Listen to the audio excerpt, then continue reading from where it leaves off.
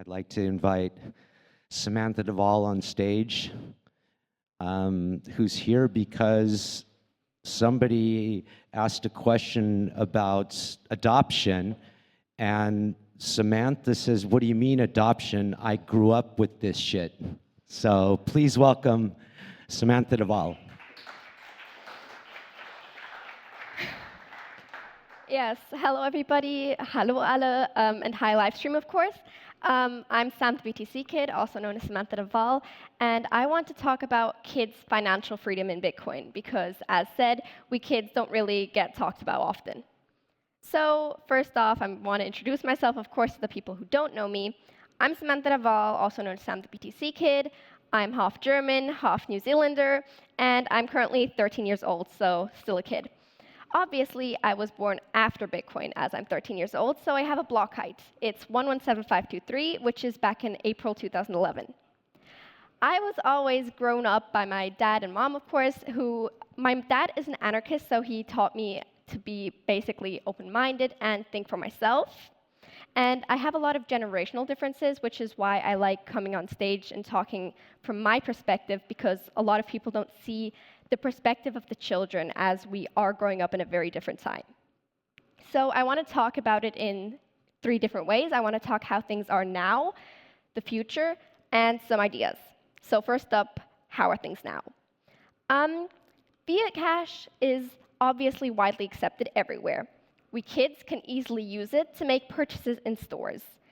But there are really many problems with fiat. For example, the limited security, the impact of inflation, and the restricted capability. And what other options do we kids have? Really, nothing. We can't open a bank account, we can't use PayPal or credit cards.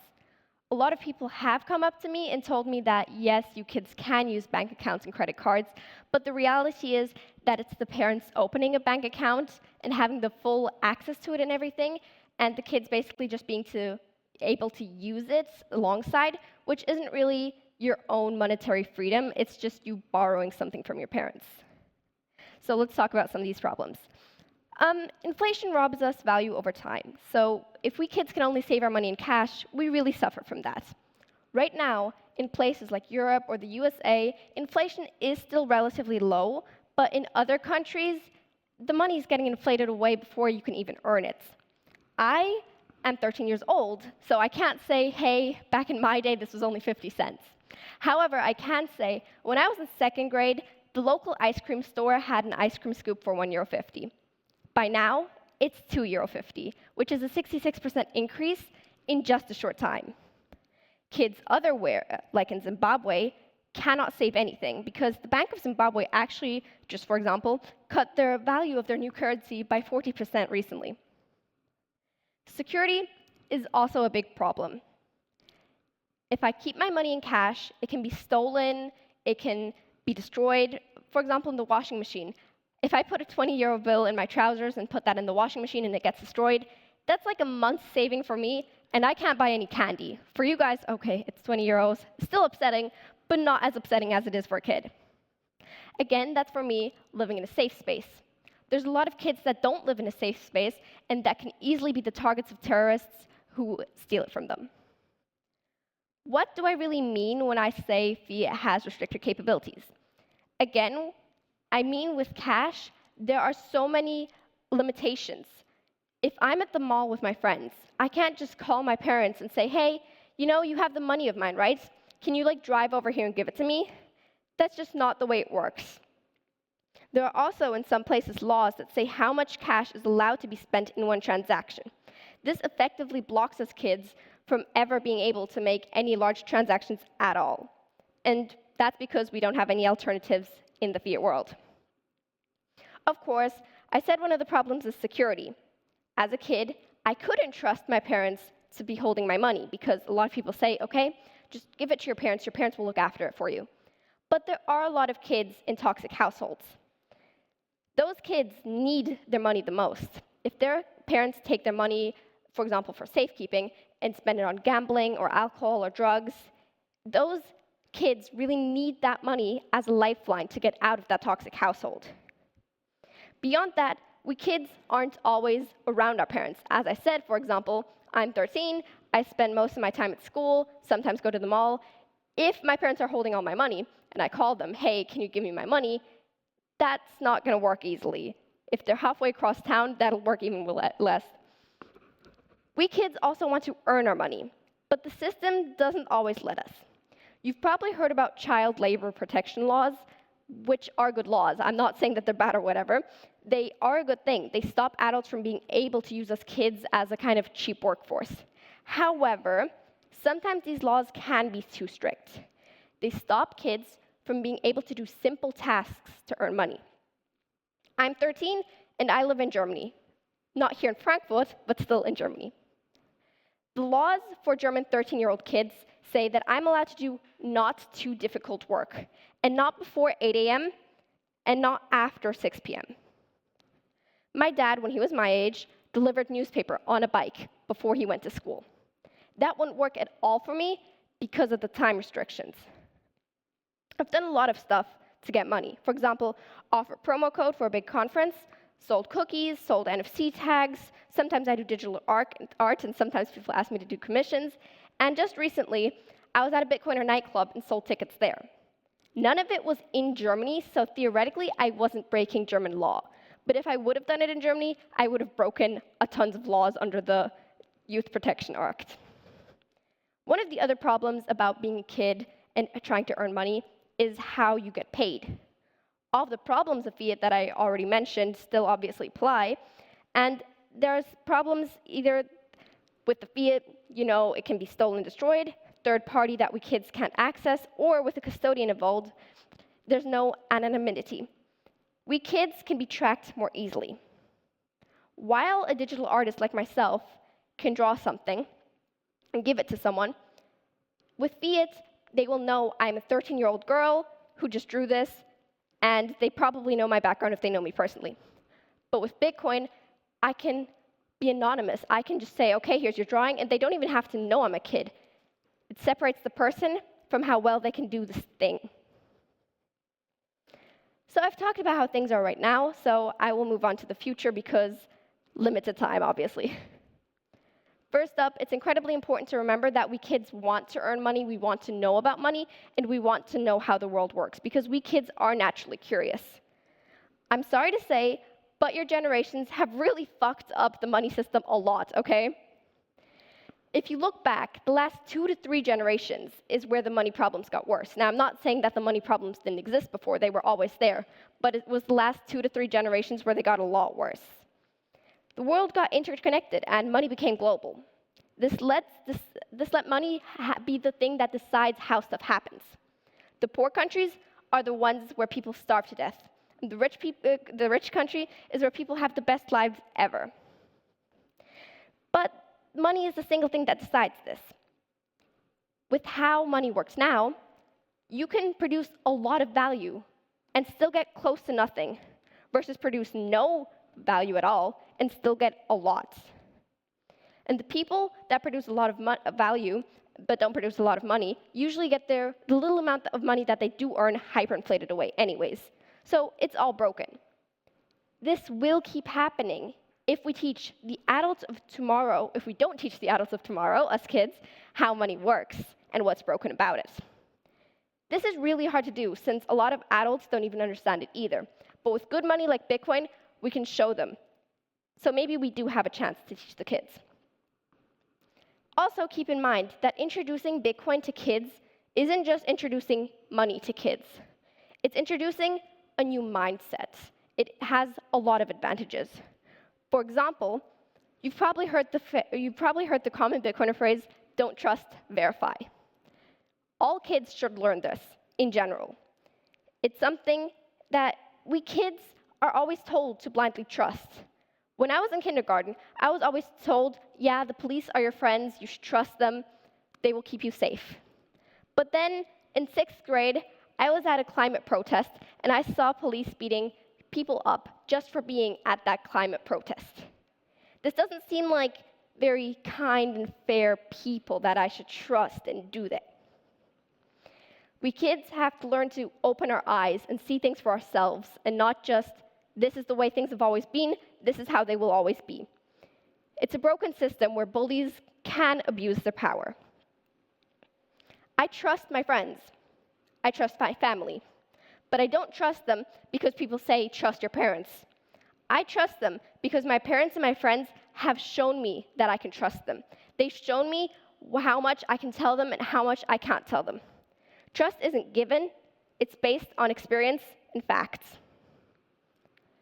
Sometimes parents are the problem, even if they don't realize it. How many times have you heard parents say to their kids, because I told you so, or because I'm your mother, because I'm your father? Probably a lot. Raise your hand if you have. That's a lot of people. Most of the time, adults say this because they want to just get it over with. They don't want to have to explain to their kids, hey, this is why I want you to do this, because it's just more effort, it's just more work, the kid has to do it anyways. But that's raising your kid as an authoritarian. If you raise your kids as an authoritarian, the kids won't learn to think for themselves. They will have their creativity and curiosity suppressed. Adults and parents are guardians. They have the responsibility for their kids, but they don't own their kids. You can't just have your kids do whatever you want because they're your kids. People are people, kids or adults. When my dad tells me I have to do something, I will usually do it because, like I said, he has earned my trust. But sometimes I will still ask him, hey, why do I have to do this? And he'll explain it to me, unless we have no time, obviously. He will never say, because I told you so, or because I'm your father. Which brings me to my last idea here, ideas and concepts, because yes, time is running low. Financial freedom, what is it? Well, financial freedom is the freedom to interact monetary how you want. Kids have very little of this. A lot of parents take their kids' money from their piggy bank or just from their pocket money and say, oh, it's for safekeeping. But a lot of the time, those kids don't get their money back. People all over the world, not just kids, they suffer from a lack of financial freedom. In some countries, for example, women aren't legally allowed to control money. They have to have a male relative do it for them or their husband. In some countries, there's literally different currencies for people that are poor versus rich. The rich get the US dollar, and the poor get the hyperinflating local currency. And almost everywhere, money is being tracked more and more, which doesn't really give you a freedom if everyone knows what you're doing with your money. Sometimes it's good if kids' money is a little more controlled. I mean, after all, we do make pretty dumb decisions that we'll regret later. However, how will we learn financial responsibility if we're not given at least a little bit of freedom? A lot of people ask me, can kids understand Bitcoin? I think so. However, it depends on what you mean with understand Bitcoin. I think I understand Bitcoin, but I have zero clue about cryptography. I'm still waiting for you to explain that, Dad. It's not necessarily an I understand versus I don't understand, because Bitcoin overall is a very complex thing. Kids will easily understand about how inflation works. That's something I understood when I was relatively young. I only later understood why it's important that Bitcoin is peer-to-peer, that there's a middleman required in electronic fiat transactions. And who knows what I'll learn 5 years from now. When I explain Bitcoin to the younger kids, or even to peers, I always try to explain it in a way that they'll understand. I will try to match their interests, and I will try to match it to their level. People are always at a different level of understanding.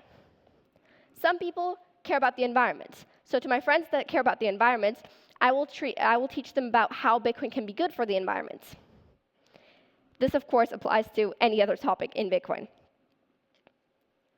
But to really understand Bitcoin, it is really important to understand money.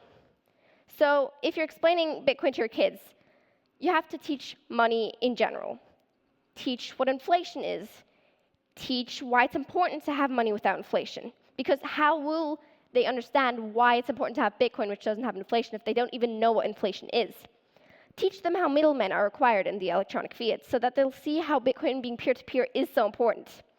and show them how authoritarian governments can be. So they know how Bitcoin is a tool for freedom, and Bitcoin doesn't oppress us like governments sometimes do. Well, a lot of the time. That would be it. I don't have a website, so that QR code actually is a Wallet of Satoshi QR code if you do want to send me a few sats. And other than that, any questions, I suppose? Yay!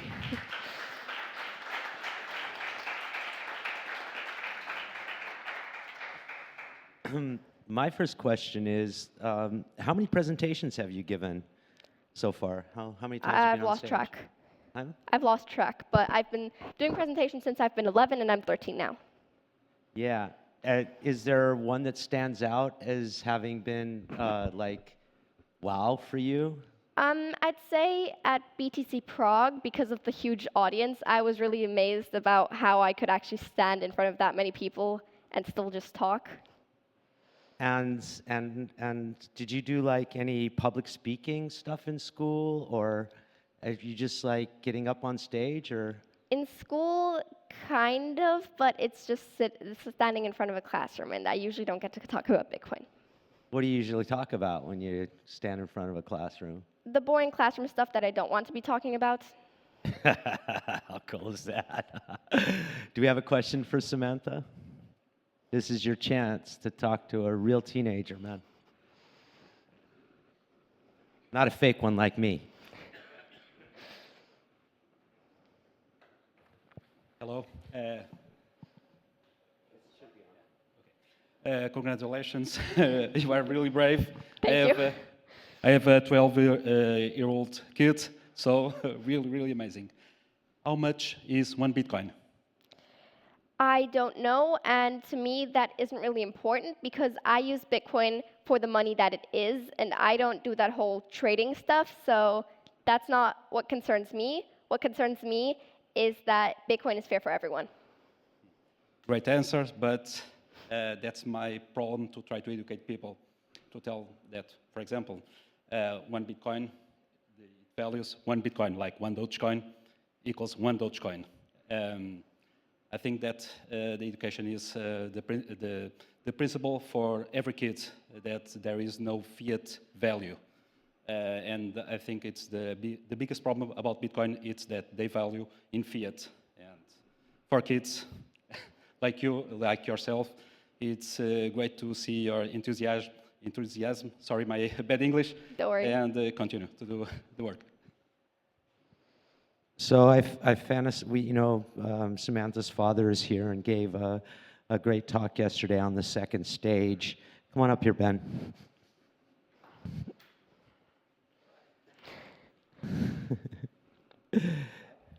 Ask her a good question, man. I should ask her a good question. All Yeah. right. How's this one then?